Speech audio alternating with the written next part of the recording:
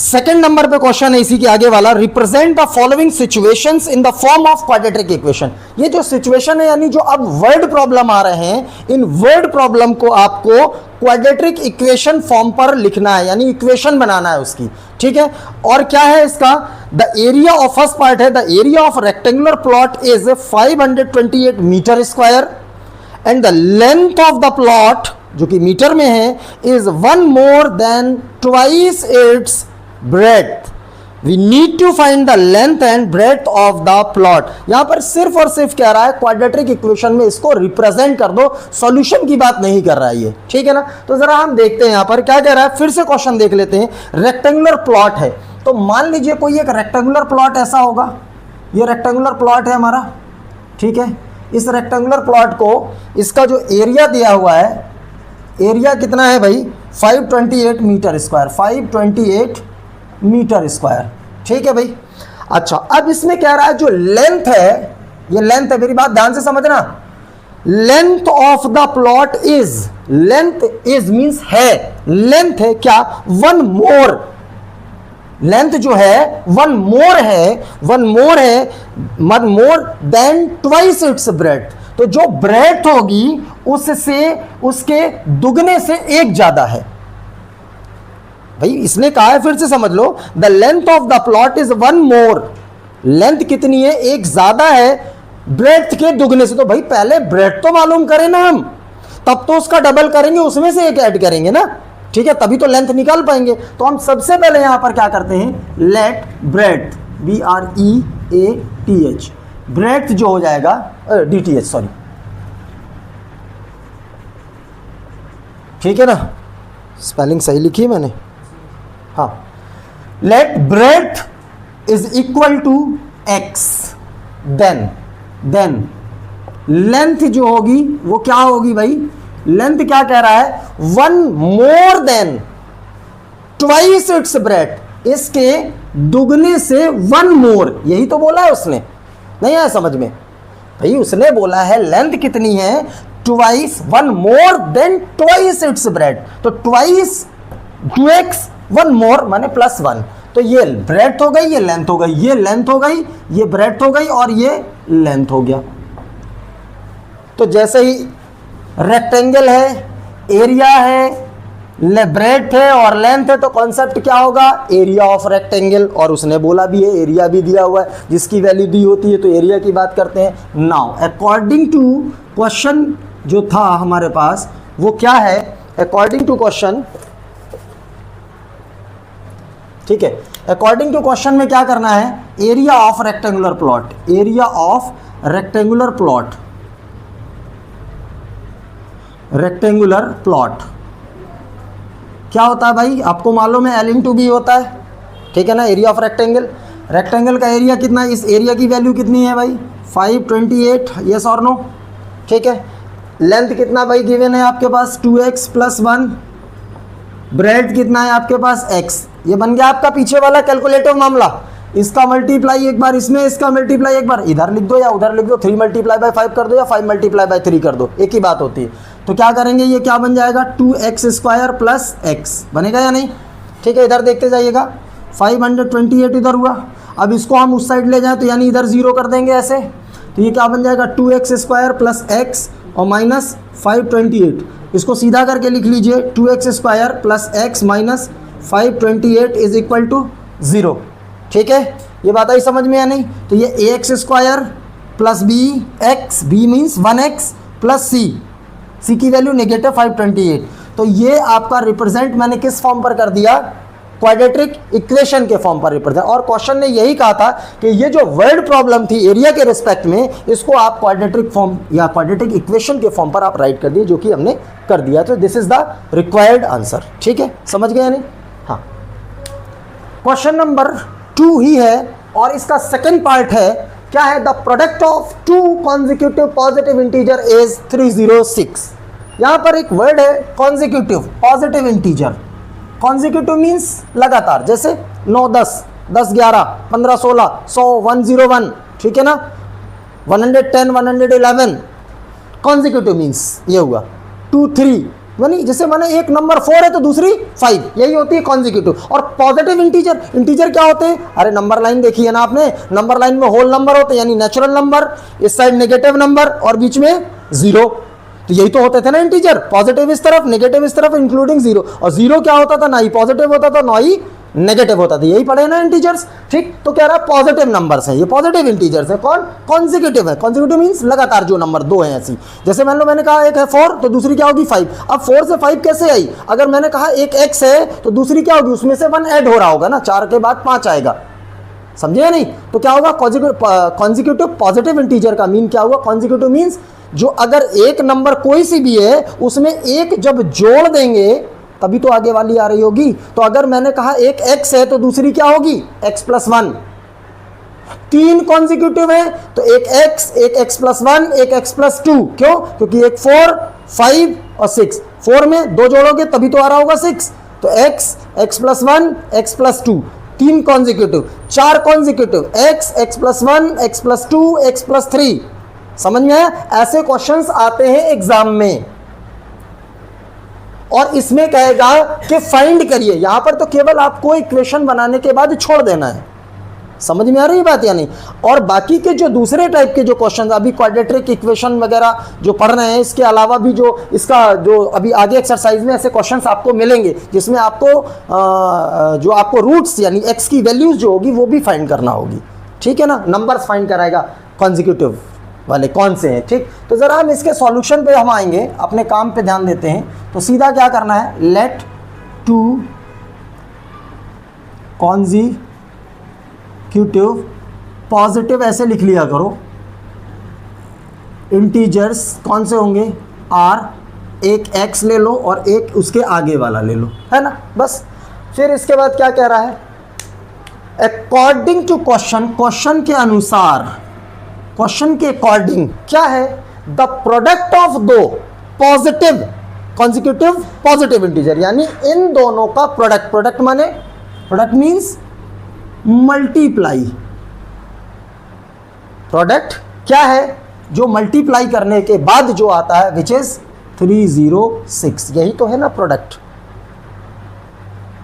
इनका प्रोडक्ट जो है वो ये है ना? समझ गए? ठीक, अब इसको कैलकुलेट कर लीजिए। x², ये भैया अंदर मल्टीप्लाई होगा ना दोनों में, और ये क्या हो जाएगा? इसको इधर ले आओ डायरेक्ट, 306 = 0। लो भाई, 2 लाइन में आ गया ये आपका आंसर है। अब आप में इसमें क्या करना है? मान लो इसकी वैल्यू निकालना, कोई क्वेश्चन दूसरा होता है, इसकी वैल्यू निकालना है। तो क्या करेंगे? इसके फैक्टर्स करते थे ना, -306 पढ़ा है ना आप लोगों ने, इनके दो यानी स्प्लिटिंग द मिडिल टर्म। इस तरीके से आप जो भी फैक्टर निकलेंगे इन दोनों को 2 हिस्सों में डिवाइड करके कॉमन लेके, और आप क्या करते थे? 2 ब्रैकेट में और 2 बार x की वैल्यू निकाल लेंगे, और एक बार x की कोई सी, मान लो x की वैल्यू 5 मिली तो ये 5 हो गया, और इसमें एक जोड़ दिया 6, तो इंटीजर्स क्या मिले? 5 और 6। समझ में आ गई बात या नहीं? क्लियर है ये चीज़? ठीक, तो इस तरीके से आपको ये वाला क्वेश्चन हो जाएगा। ठीक है ना भाई? सेकेंड पार्ट हो गया। देखिए भाई, 3rd नंबर पे है, अब आते हैं हम। कह रहा है Rohan's mother is 26 years older than him. Rohan की जो मदर है वो क्या है? 26 ईयर बड़ी है उससे। माँ बेटी की बात हो रही है, सिंपल बात है कि माँ जो होगी बेटे से 26 ईयर बड़ी है अकॉर्डिंग टू दिस क्वेश्चन। ठीक है, फिर कह रहा है the product of their edges, उनकी एजेस का प्रोडक्ट माने मल्टीप्लाई, लेकिन कब? कह रहा है 3 इयर्स फ्रॉम नाउ, 3 साल के बाद की जो उनकी एजेस हैं उनका प्रोडक्ट, 3 साल के बाद की जो एजेस होंगी उनका प्रोडक्ट है 360। तो कह रहा है we would like to find Rohan's present age. तो जो चीज आपसे पूछी जा रही है आपको फाइंड करना है क्या? Present age.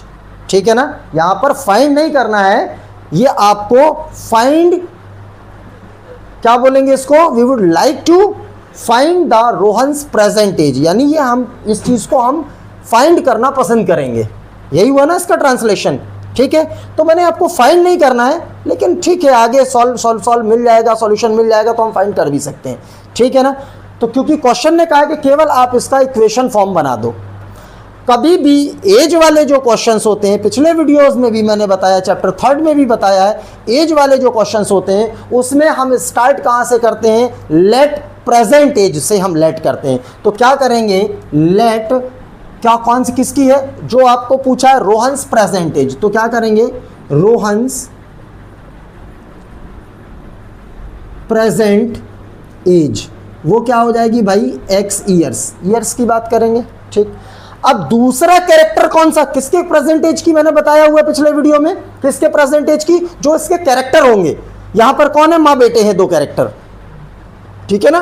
तो रोहन हो गया, अब उसकी and his mother's, and his mother's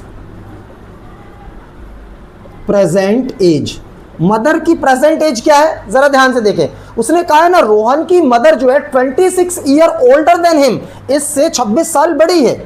तो मैंने क्या हो जाएगा, x प्लस 26, यस और नो, मदर इतनी ही हो जाएगी।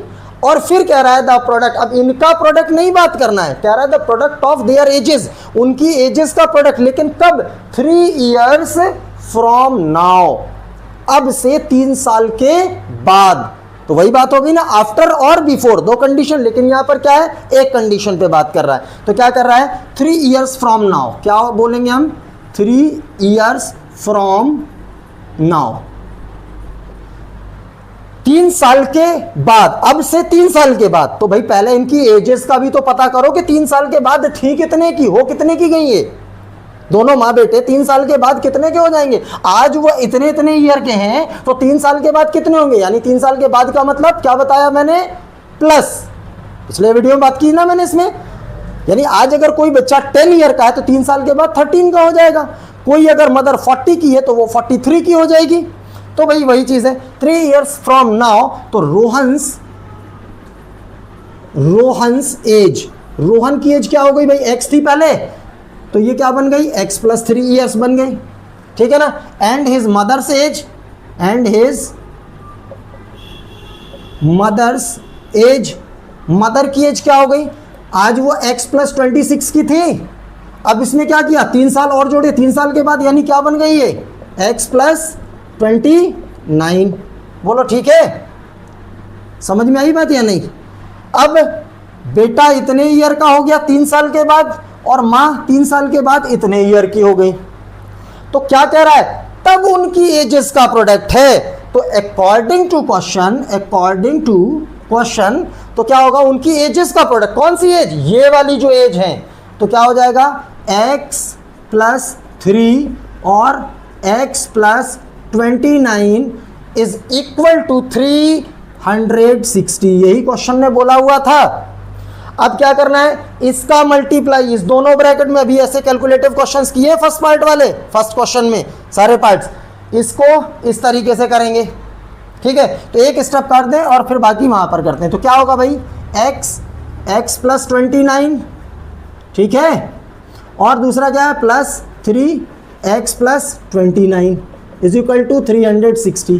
क्या ये सही लिखा हुआ है, ठीक है। अब इसमें क्या करेंगे, x का मल्टीप्लाई इसमें, x का इसमें, इसका इसमें, इसका इसमें, ठीक है। अब जरा यहाँ पर रख लें हम इस वाले में, ये इधर पे जरा जगह है थोड़ी सी, बन जाएगा इसमें, x का इसमें होगा तो भाई x स्क्वायर हो जाएगा ये, प्लस फिर क्या हुआ, x का 29 में होगा तो 29x हो जाएगा, प्लस, ठीक है, प्लस 3x हो जाएगा, प्लस। अब देखें भाई, 3 का 29 में मल्टीप्लाई करेंगे तो क्या हो जाएगा, ठीक है, 3 9 are 27 और 3 2 are 6 2 8, 87 बनेगा। अब इक्वल 360, सही है। अब x वालों के साथ में ऐड कर दो, ये x स्क्वायर, और ये कितना हो जाएगा, 29 30 31 32 x प्लस 87, इसको भी इधर ले आइए, माइनस का 360 इज इक्वल टू 0, ठीक है। अब क्या हो जाएगा, ये x स्क्वायर प्लस 32x, इन दोनों को माइनस कर देंगे तो कितना बचेगा, ये 360 में 87 माइनस कर दीजिए, तो ये माइनस का क्या बचेगा, 7 3 10, और ये बचेगा आपका 5 7 और ये 273 इज इक्वल टू 0। इसको चेक कर लीजिएगा सब्ट्रैक्शन, ठीक है ना, आपसे यही पूछा था, इस फॉर्म पर आप निकाल दीजिए। अब जो इसने कहा है we would like to find, हम निकालना इसकी परसेंटेज पसंद करेंगे, तो इसका मीन क्या हुआ, यहां पर हम x की एज निकाल, यानी x की वैल्यू निकालना है आपको। कैसे निकलेगी, वही फैक्टराइजेशन मेथड से, स्प्लिटिंग द मिडिल टर्म, ठीक है ना, यही दो बताए, middle splitting the middle term summary में बताया, तो और धराचार वाला, ठीक है ना। इस तरीके से हम इसको आगे बढ़े, जरूरत नहीं है जो क्वेश्चन ने कहा हम केवल उसको फॉलो करें। दैट्स वाई ये इस तरीके से आपको इसका सॉल्यूशन फाइंड करना है, ठीक है ना, समझ में आ गया, ठीक।